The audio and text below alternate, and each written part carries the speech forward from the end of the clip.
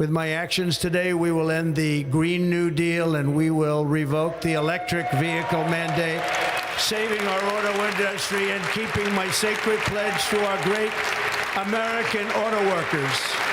In his latest inaugural speech, President Trump declared that he would revoke the electric vehicle mandate, saving the auto industry. That statement came as part of a broader set of announcements on day one of his new term. The president's words, along with his recent executive order promoting what he calls true consumer choice, indicate he believes there isn't a solid consumer demand for electric vehicles. However, data tells a different story. Sales of EVs reached a record high of 1.3 million units in 2024, according to Kelley Blue Book. That represents a 7.3% jump over 2023, which is nearly 3 times higher than the broader auto market's overall growth rate.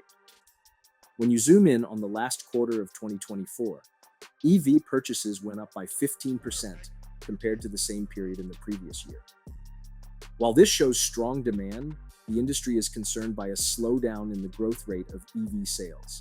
After all, 2023 had a massive 49% gain over 2022, but 2024's increase was just 7.3%.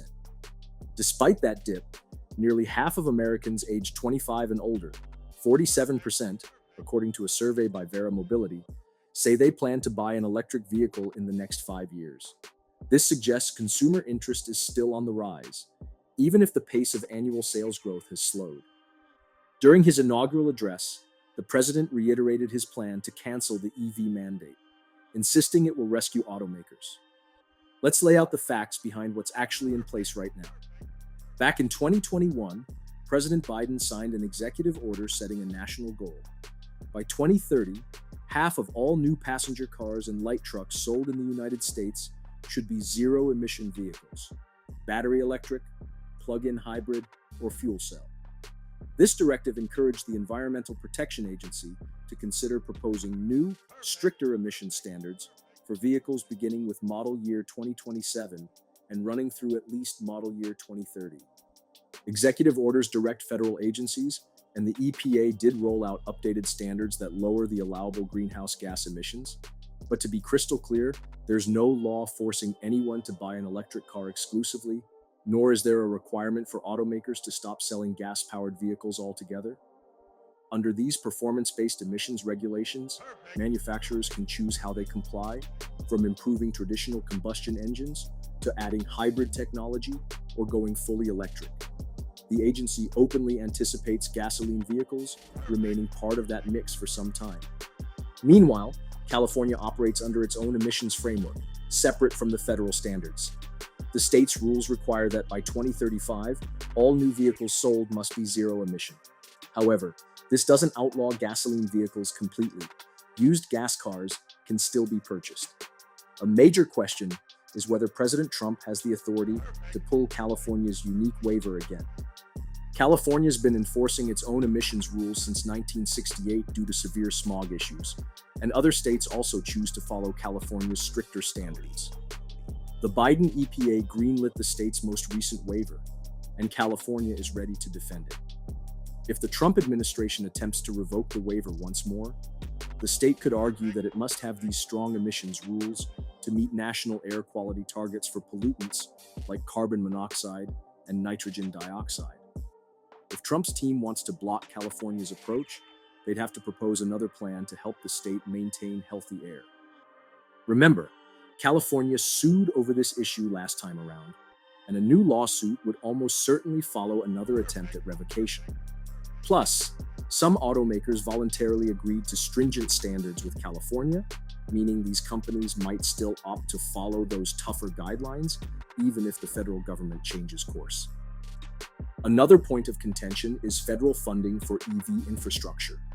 Under the Infrastructure Investment and Jobs Act, which was signed into law in 2021, there's a $5 billion commitment over 5 years to the National Electric Vehicle Infrastructure Program, with the goal of building a national EV charging network. President Trump issued an executive order on January 20th, calling for a pause on dispersing funds from both the Inflation Reduction Act and the Infrastructure Investment and Jobs Act, including money allocated for EV charging. But here's where it gets tricky. These funds have already been authorized by Congress. By law, the president lacks unilateral power to refuse to spend properly appropriated funds. The Congressional Budget and Impoundment Control Act of 1974 explicitly prevents a president from freezing or canceling spending without congressional consent. Legal experts like attorney David Adlai have pointed out that agencies are legally obliged to distribute these funds as directed unless Congress itself approves changes. Additionally, substantial sums have reportedly already been spent, over $511 million, according to the Office of Energy Efficiency and Renewable Energy, on charging projects linked to the National Electric Vehicle Infrastructure Program. That money has in large part left the Treasury and is already in use. There's also the topic of the Department of Energy's Loan Programs Office, which finalized a $6.57 billion loan for a Rivian Automotive subsidiary on January 16th. That financing supports an EV manufacturing plant in Georgia. Originally, Vivek Ramaswamy was expected to run the Department of Government Efficiency alongside Elon Musk, and he had signaled that this loan was high on his list to reassess. Since then, Ramaswamy has moved on, but questions remain about whether the Trump administration might try to halt or reverse that funding.